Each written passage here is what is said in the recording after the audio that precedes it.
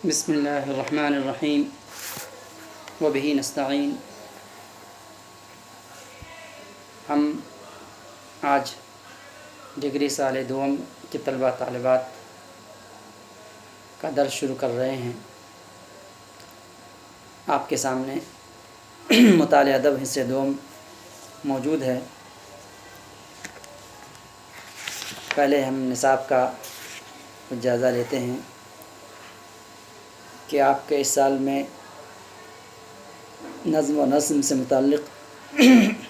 سے متعلق کئی اصناف پیش کیے گئے ہیں۔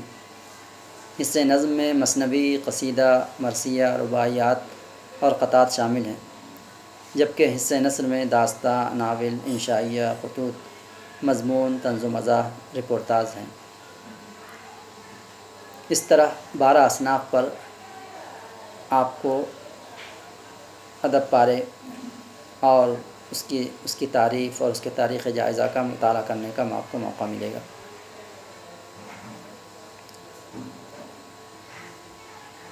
تو اس طرح ایک مختصر اور مفید نصاب ترتیب دیا گیا ہے، جس میں مختلف اصناف سے متعلق تعریف اور اس کے تاریخی جائزے اور پھر نمونے کے طور پر 1 یا 2 ادب پارہ شامل ہے، تاکہ مختلف اصناف سے آپ کی واقفیت ہو اور جس صنف سے آپ کو دلچسپی ہو اس صنف کو آپ اپنا سکتے ہیں اور اس صنف میں لکھنے کی مشق کر سکتے ہیں۔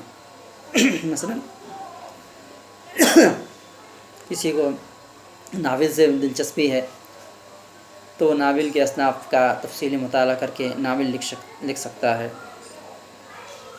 اسی طرح انشائیہ اور خطوط، مضمون یا شاعری کے حصے کو اپنا سکتا ہے۔ تو یہ پورا نصاب ہے 12 اصناف پر۔ اس میں سے کچھ حصہ آدھا گویا پہلے تیسرے سیمسٹر میں پڑھیں گے اور باقیہ چوتھے سیمسٹر میں۔ تو آپ کے نصاب کا پہلا سبق ہے مثنوی امن نامہ۔ یہ جانثار اختر کی مثنوی ہے۔ جانثار اختر ترقی پسند ایک دور کے ایک اہم شاعر ہیں، ان کی مثنوی ہے۔ اس طرح جدید مثنوی یہاں شامل ہے، لیکن جدید کا بنیاد جو ہے قدیم سے رکھی جاتی، اس لیے مثنوی شروع میں مثنوی کی تعریف کی گئی ہے۔ آپ کی کتاب مثنوی کے اجزاء بیان کیے گئے ہیں اور پھر تاریخی جائزہ بھی لیا گیا ہے۔ تو ہم بھی آپ کو مثنوی کی تعریف بیان کریں گے اور پھر اس کے اجزاء اور مثنوی کی قسمیں اور مثنوی کا تاریخی جائزہ ہم پیش کریں گے۔ تو مثنوی عربی زبان کا لفظ ہے، یہ مثنیٰ سے مشتق ہے یا ماخوذ ہے۔ مثنیٰ عربی زبان کا لفظ ہے، اس کے معنی ہے دو نہیں بلکہ دو۔ تو اس کا معنی یہ ہے کہ ہر 2 مصرعے کے بعد قافیہ ردیف میں تبدیلی ہوتی ہے، یا ہر 2 مصرعے کے بعد پھر نیا قافیہ نئی ردیف آتی ہے۔ اس اعتبار سے اس کو مثنوی کہتے ہیں۔ اور اگر مضمون کے اعتبار سے دیکھا جائے تو کسی واقعہ، کسی کہانی کو مسلسل نظم کیا جائے اور ہر شعر میں گویا کہ قافیہ ردیف الگ الگ بیان کیا جائے تو ایسی شاعری کو مثنوی کہیں گے۔ مثنوی کے خاص اوزان مقرر ہیں۔ بہرحال اس کا تعلق فن شاعری سے ہے۔ آپ جب شاعری کے فن سے واقف ہوں گے تو ہی آپ اوزان سے واقف ہو سکتے ہیں۔ مثنوی میں کسی کہانی کو، قصے کو، واقعات کو تفصیل سے بیان کیا جاتا ہے، خاص نظم کے ساتھ اور مختلف کرداروں کے ذریعے اور مختلف منظر نگاری کے ذریعے بیان کیا جاتا ہے۔ تو اس کے لیے زور بیاں ہونا، سادگی اور سلاست اور روانی کا پایا جانا ضروری ہے، ایسی مثنوی کامیاب ہوتی ہے۔ مثنوی کے اجزاء یعنی جن اجزاء ترکیبی، جن اجزاء سے مل کر کے مثنوی مکمل ہوتی ہے، اس کو ہم مثنوی کے اجزاء کہتے ہیں۔ تو روایتی مثنوی نگار میں یہ اجزاء، ان اجزاء کی رعایت کی جاتی تھی اور یہ اجزاء ہیں 8۔ مثنوی کے 8 اجزاء ہیں۔ نمبر 1 حمد، نمبر 2 نعت، نمبر 3 منقبت، نمبر 3 مناجات، نمبر 4 مناجات، نمبر 5 مدح شاہ، نمبر 6 سبب تعلیف، نمبر 7 آغاز قصہ، نمبر 8 اختتام۔ یعنی شاعر مثنوی شروع کرنے سے پہلے اللہ کی تعریف بیان کرتا ہے، شاعری میں اللہ کی تعریف بیان کرتا ہے، اسے ہم حمد کہتے ہیں۔ حمد معنی اللہ کی تعریف، کیونکہ اللہ کی مہربانی انسان پر سب سے زیادہ ہے اور سب سے پہلا حق اللہ کا ہے، تو اس لیے اللہ کی تعریف، اس کے بعد اللہ کے رسول کا حق ہے، اس لیے نعت بیان کرتا ہے۔ اس کے بعد پھر منقبت کہتے ہیں بزرگان دین کی تعریف، بزرگان دین کا ذکر۔ تو شاعر کو جن بزرگوں سے عقیدت ہے، محبت ہے، جن سے ان کو علم حاصل ہوا، ان کا ذکر کرتا ہے۔ اس کے بعد مناجات ہے، مناجات کے معنی سرگوشی، یعنی اللہ سے سرگوشی کرنا۔ ایسی نظم کو بھی مناجات کہتے ہیں جس میں اللہ سے دعا کی جائے، گریہ وزاری کی جائے اور اللہ سے مانگا جائے۔ تو اس طرح مناجات میں وہ اللہ سے گویا کہ دعا کرتا ہے اور ہدایت کی، اپنے مقصد کی کامیابی کی دعا کرتا ہے۔ پھر مدح شاہ یعنی تعریف، حمد کے معنی اللہ کی تعریف اور مدح کے معنی عام تعریف، کسی کی بھی تعریف، تو بادشاہ کی تعریف کرتا ہے۔ بہت سارے شعراء ایسے تھے جو بادشاہی دور سے تعلق رکھتے تھے اور بادشاہ کے دربار سے متعلق تھے، تو ظاہر ہے کہ یہ مثنوی بادشاہ کے دربار میں پڑھی جائے گی اور اس میں بادشاہ کا ذکر نہ ہو، اس کا ذکر خیر نہ ہو، اس کی تعریف نہ ہو، تو بادشاہ ایسی مثنوی کو پسند نہیں کر سکتے۔ تو اس لیے بادشاہ کی تعریف کی جاتی تھی، اور اس کا ایک مقصد یہ بھی ہوا کرتا تھا کہ معلوم ہو کہ مثنوی کس دور میں لکھی گئی، کس بادشاہ کے دور میں، کیونکہ تاریخ بھی لکھی جاتی ہے تو اس میں بھی گویا کہ سن کے ساتھ ساتھ شاہی دور کا ذکر ہوتا ہے، اور اسی دور کے مطابق تاریخ مرتب کی جاتی ہے۔ تو اس لیے بادشاہ کا ذکر ہوا تھا، تو مدح شاہ اس کو کہتے تھے۔ اس کا سبب تالیف یعنی لکھنے کا، مثنوی لکھنے کا مقصد، یعنی کس مقصد کے تحت، کن واقعات سے متاثر ہو کر شاعر مثنوی لکھنا شروع کیا، اس کو کہتے ہیں سبب تالیف۔ کوئی بھی ادب فن پارہ، کوئی کہانی، کوئی غزل، کوئی ناول انسان لکھتا ہے تو کسی حالات سے متاثر ہو کر کسی خاص مقصد کو مد نظر رکھتے ہوئے لکھتا ہے، تو اسے کہتے ہیں سبب تالیف۔ تو اس کو بھی شاعر بیان کرتا ہے۔ اس کے بعد آغاز قصہ، پھر اب جو ہے گویا کہ اصل قصہ شروع ہوتا، واقعات جو ہے یا کہانی جو ہے شروع ہوتی ہے، اور جب کہانی شروع ہوگی تو ایک ابتدا ہوگی، پھر جو ہے وہ اپنے رفتار سے جو ہے ترقی کرتے ہوئے ارتقاء تک پہنچے گی، اور اس کے بعد پھر آہستہ آہستہ اس کا اختتام ہوگا۔ اس لیے 8واں جز جو ہے یہ اختتام ہے۔ اس طرح یہ 8 اجزاء سے مل کر کے مثنوی مکمل ہوتی۔ اب ہم بتائیں گے مثنوی کی قسمیں، یعنی موضوعات کے لحاظ سے، مضمون کے لحاظ سے مثنوی کی قسمیں کی گئی ہیں، جیسے کہ داستانوی مثنوی، رزمی مثنوی، بزمی رزم سے متعلق رزمیہ مثنوی، بزمیہ مثنوی، تصوفانہ مثنوی، عشقیہ مثنوی، حکیمانہ مثنوی، اسی طرح مذہبی مثنوی اور جدید مثنوی۔ یہ مثنوی کی قسمیں ہیں، یعنی مضمون کے اعتبار سے۔ عام طور پر پہلے زمانے میں داستاں کا رواج تھا، تو داستاں نثر میں بیان کرتے تھے، جیسا کہ الف لیلہ ہے۔ اس طرح یہ جو ہے پنچ تنتر ہے، یہ گویا کہ نثر میں ہے، اور اسی کو داستاں کو اگر نظم میں بیان کیا جائے تو وہ داستانوی مثنوی یا منظوم داستاں کہا جاتا ہے۔ تو اردو کی بہت ساری مثنویاں داستانوی طرز کی ہیں، جیسے مثنوی سحر البیاں، مثنوی گلزار نسیم، اور اس طرح بہت ساری مثنویاں ہیں، ہم ابھی بیان کریں گے جو داستانوی طرز کی ہیں۔ تو داستان میں جیسا کہ معلوم ہے آج بھی جو ہے جن بھوت کا ذکر آپ کے ٹی وی میں اور سیریلز میں موجود ہے، تو وہی قدیم داستانوں کو آج سیریل کی شکل میں بیان کیا جاتا ہے۔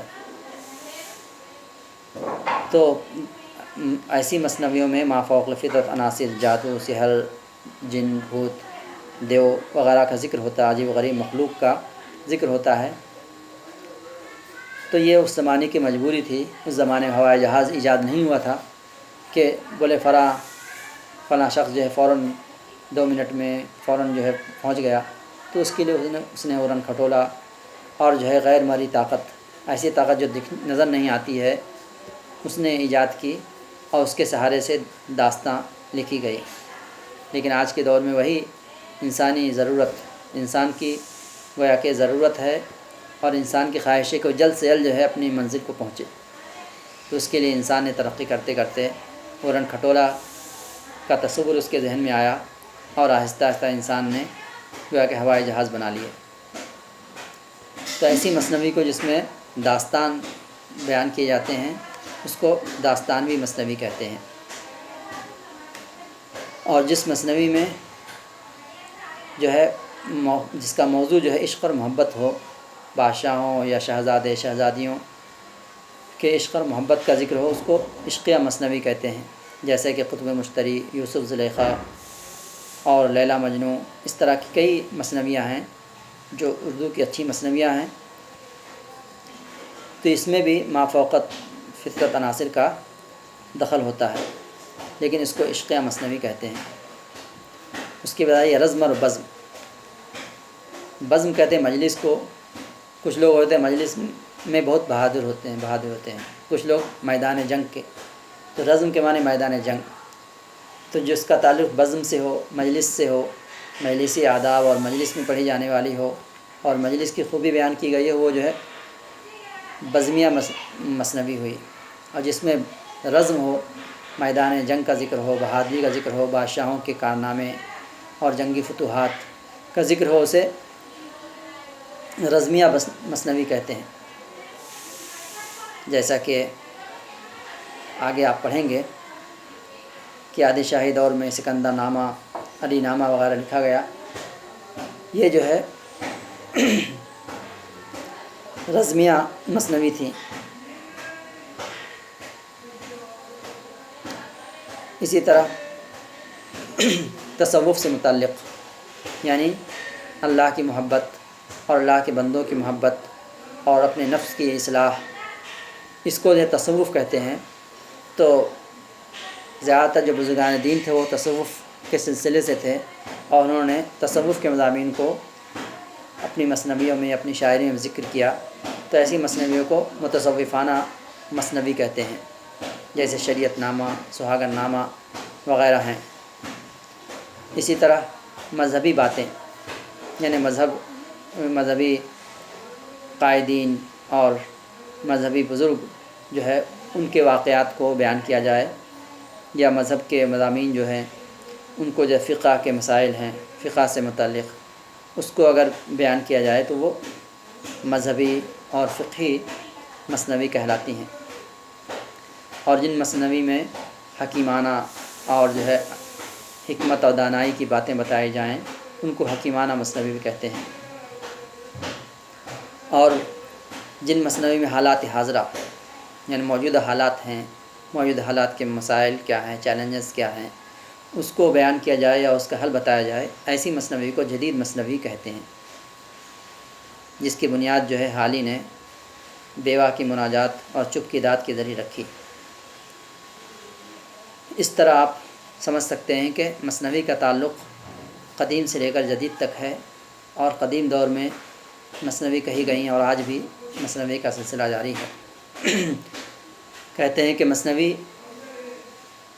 کی ایجاد، اردو مثنوی کی ایجاد جو ہے یہ دکن سے ہوئی۔ دکن کو یہ شرف حاصل ہے کہ دکن میں سب سے پہلے اردو کی مثنوی لکھی گئی، اسی لیے بیدر کے نظامی بیدری، فخر الدین نظامی بیدری کی مثنوی قدم راؤ قدم راؤ، اسے جو اردو کی پہلی مثنوی کا درجہ حاصل ہے۔ تو ہم اس کے تاریخی جائزے کو بھی ہم بیان کریں گے آپ کو معلوم ہے کہ اردو ادب کی ابتدا بھی دکن سے ہوئی۔ دکن میں 1346 میں بہمنی سلطنت کا آغاز ہوا۔ اس سے پہلے دکن کا حصہ جو ہے یہ شمالی ہند کے تحت تھا۔ پھر جو ہے شمالی ہند سے بغاوت کرتے ہوئے بہمنی حسن گنگو بہمنی نے بہمنی سلطنت کی بنیاد رکھی گلبرگہ میں۔ گلبرگہ اور بیدر اس کا پایہ تخت رہا۔ تو 1346 میں گویا کہ اس کی ابتدا ہوئی اور تقریباً 200 سال تک یہ سلطنت قائم رہی۔ تو اسی دور میں فخر الدین نظامی بیدری کی مثنوی قدم راؤ یہ سب سے پہلی مثنوی ہے۔ اسی دور کی اہم مثنوی میں اشرف بیابانی کی نوسرہار اور میراجی شمس الاشاق یہ گلبرگہ کے رہنے والے تھے، ان کی مثنوی خوشنامہ، اسی طرح خوش نغز، شہادت التحقیق، مغز مرغوب اور چہار شہادت یہ مثنویاں بہمنی دور سے متعلق ہیں۔ آپ کو معلوم ہوگا یا معلوم ہونا چاہیے کہ بہمنی سلطنت 200 سال تک رہی اور اس کے 5 صوبے تھے، یعنی بیدر اور گولکنڈہ، بیجاپور، احمد نگر اور برا۔ یہ 5 علاقے میں گویا کہ 5 صوبے تھے۔ جب مرکز میں کمزوری آئی تو جو صوبے دار تھے انہوں نے خود مختاری کا اعلان کیا اور اس طرح 5 بادشاہت، 5 سلطنت وجود میں آئی، جن میں 2 سلطنت بہت مشہور ہوئی۔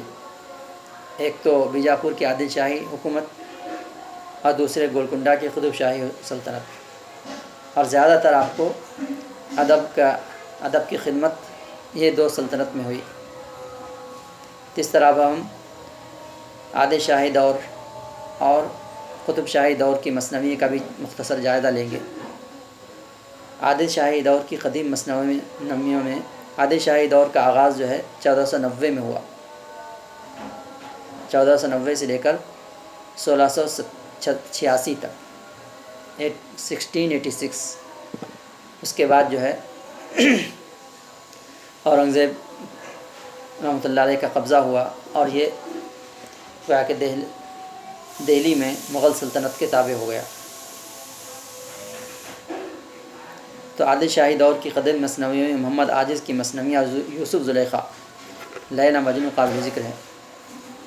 آپ کو معلوم ہونا چاہیے کہ یوسف زلیخا کے نام سے کئی شاعر نے مثنویاں لکھی ہیں، تو یہاں محمد عاجز کی مثنویاں یہ قدیم مثنویوں میں ہیں۔ اسی طرح مقیمی کی مثنوی چندر بدن و مہیار بیجاپور کی پہلی عشقیہ مثنوی کہلاتی ہے۔ نیز کمال خاں رستمی کی مثنوی خاور نامہ، ملک خشنود کی جنت سنگار، صنعتی کی نام ہے شاعر کا کی قصہ بے نظیر، اور حسن شوقی کی 2 مثنویاں فتح نامہ نظام شاہ۔ فتح نامہ اس سے معلوم ہو رہا ہے کہ یہ رزمیہ مثنوی ہے، اور میزبانی نامہ مثنوی قابل ذکر ہیں۔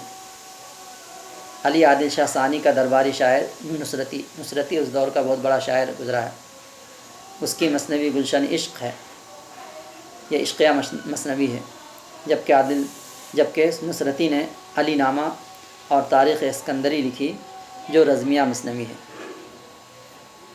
تو اس طرح عادل شاہی دور میں بھی کئی اہم مثنویاں لکھی گئی ہیں۔ اب ہم قطب شاہی دور کی مثنوی کا ذکر کرتے ہیں۔ قطب شاہی سلطنت کا آغاز 1518 میں ہوا اور یہ 1687 تک قائم رہی۔ کہتے ہیں قطب شاہی دور میں احمد گجراتی کی مثنوی یوسف زلیخا ہے، اس کو دبستان گلکنڈہ کی پہلی ادبی کاوش قرار دیا جاتا ہے۔ اس طرح ملا وجھی سے آپ واقف ہوں گے، اور ابھی ملا وجھی کی سبرس جو نثر میں کتاب ہے، دگنی نثر میں یا نثر کی ابتدائی کتاب میں، تو ملا وجھی اس نے نثر لکھی، گرچہ وہ بڑا شاعر بھی تھا، تو اس کی جو ہے مثنوی ہے قطب مشتری، جو محمد سلطان قلی قطب شاہ کے بارے میں ہے، تو اس کو قطب مشتری کہتے ہیں، ملا وجھی کی ہے۔ اسی طرح اس دور کا ایک بڑا شاعر غواصی تھا، جس نے 3 مثنویاں لکھی۔ مینا ستونتی، اسی طرح مثنوی سیف الملوک و بدیع الجمال اور مثنوی طوطی نامہ لکھی۔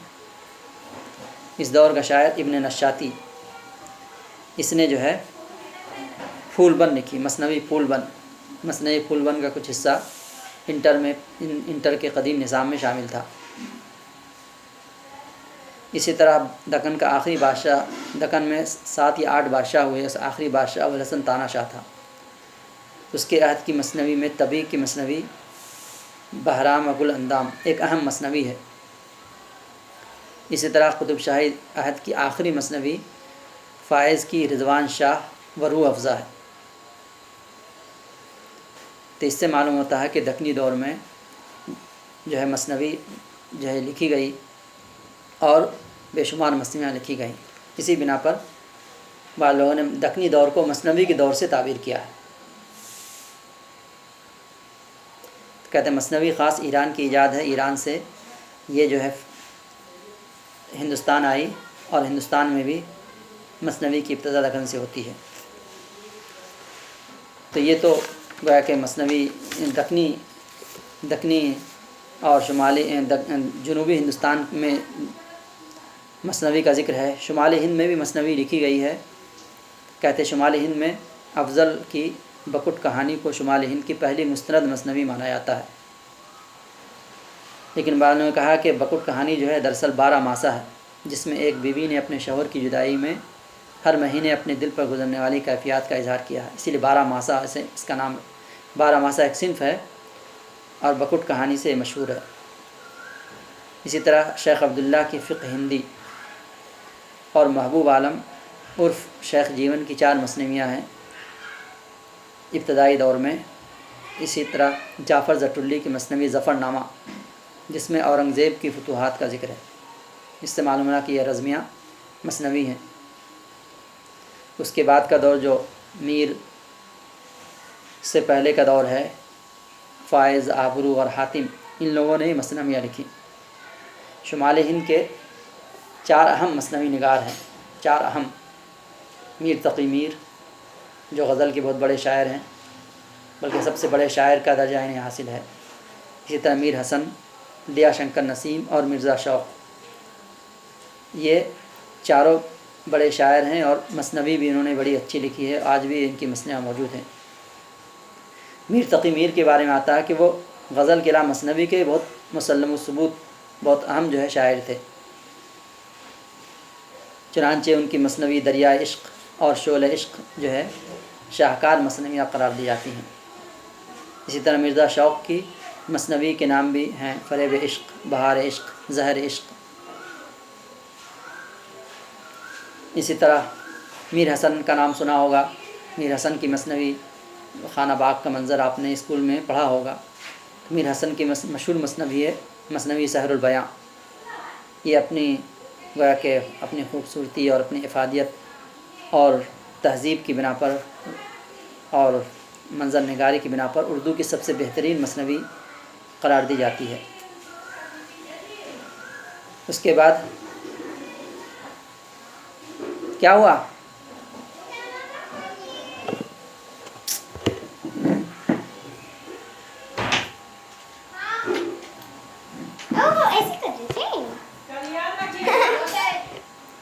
اس کے بعد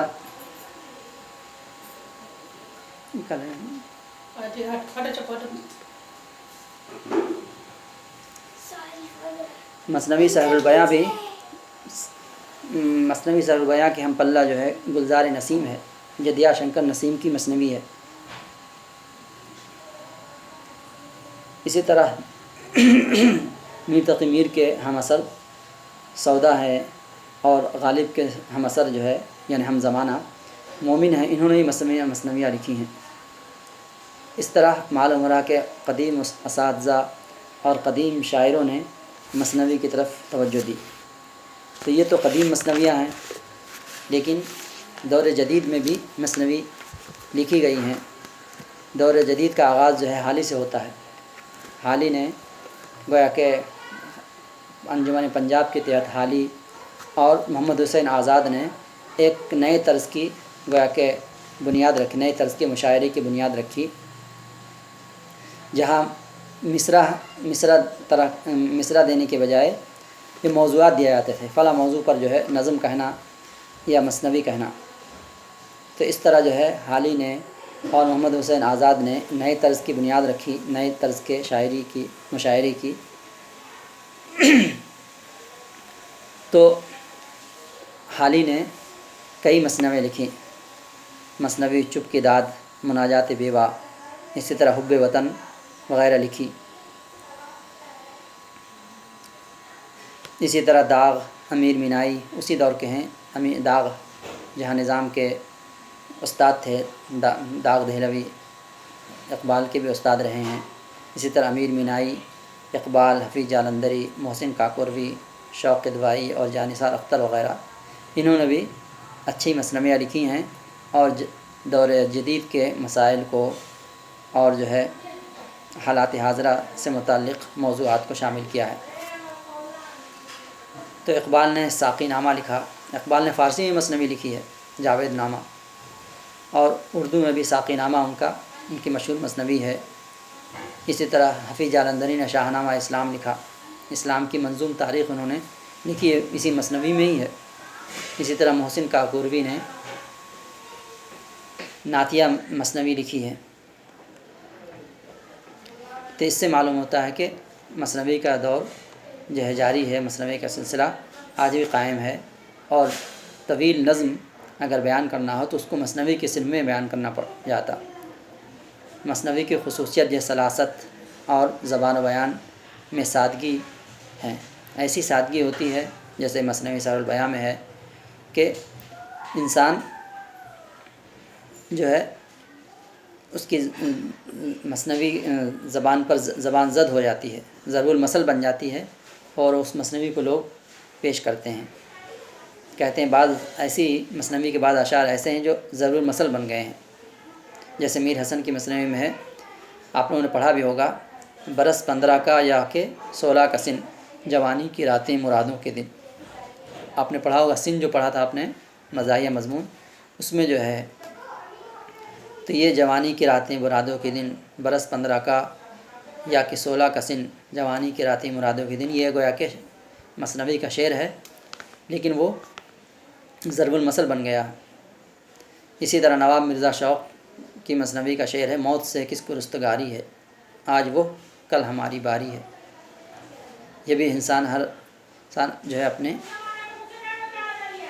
زبان زد ہے، اور لوگ اس شعر کو بیان کرتے ہیں۔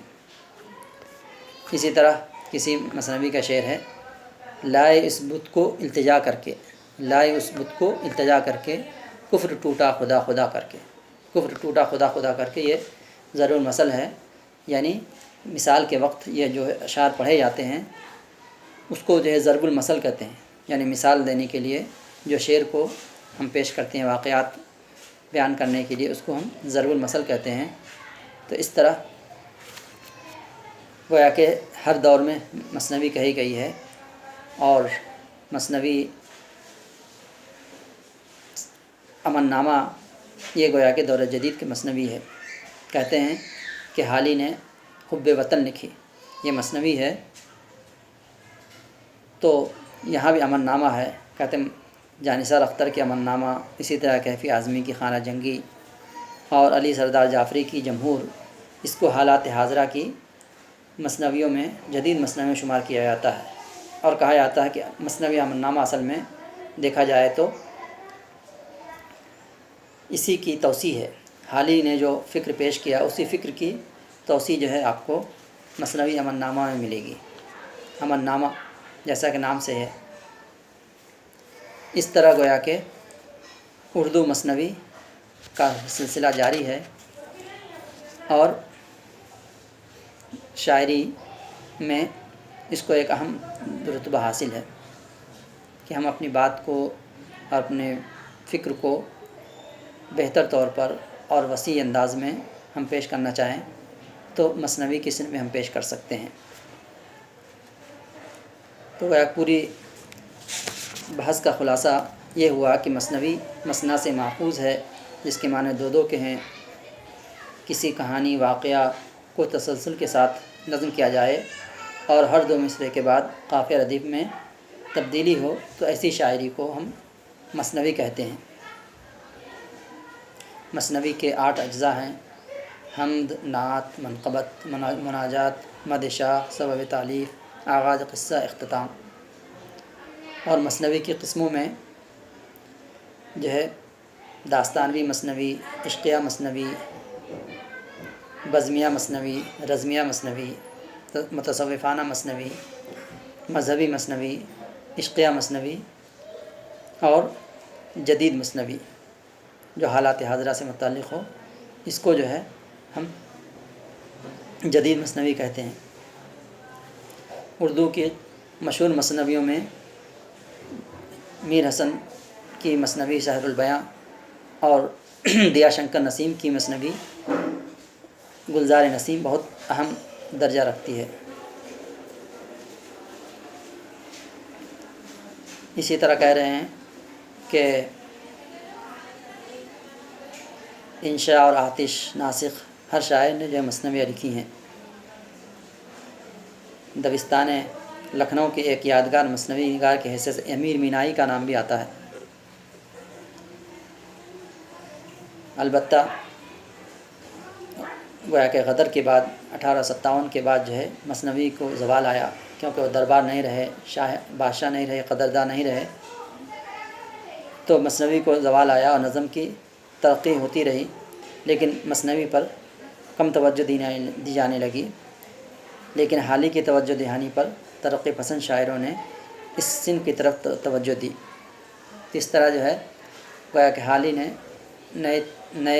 نئی شاعری کی بنیاد رکھی اور اس کے بعد پھر مثنوی کی طرف توجہ دی جانے لگی، اور ترقی پسند شاعروں نے بھی مثنوی کہی تو یہ مثنوی جانثار اختر خود ترقی پسند شاعر ہیں۔ ترقی پسند شاعر کا مطلب یہ ہے کہ وہ جو جدید دور سے اور جدید ترقی سے ہم آہنگ ہوں، اور جو اشتراکیت کمیونزم کی فکر ہے، اس فکر سے متاثر ہو کر انسانی مسائل اور انسان کی پریشانیوں کو دور کر کے میل محبت اور انسان کے گویا کہ زندگی کو بہتر بنانے کی جو کوشش کی جاتی ہے اسے ترقی پسند نظریات کہتے ہیں۔ اس نظریے کے تحت شاعری، تنقید اور نثر میں بھی لکھا گیا۔ تو اب ہم آئندہ جانثار اختر کی شخصیت سے متعلق اور ان کی شاعری سے متعلق ہم گفتگو کریں گے۔ اسی پر ہم جو ہے اپنی بات کو ختم کرتے ہیں۔ السلام۔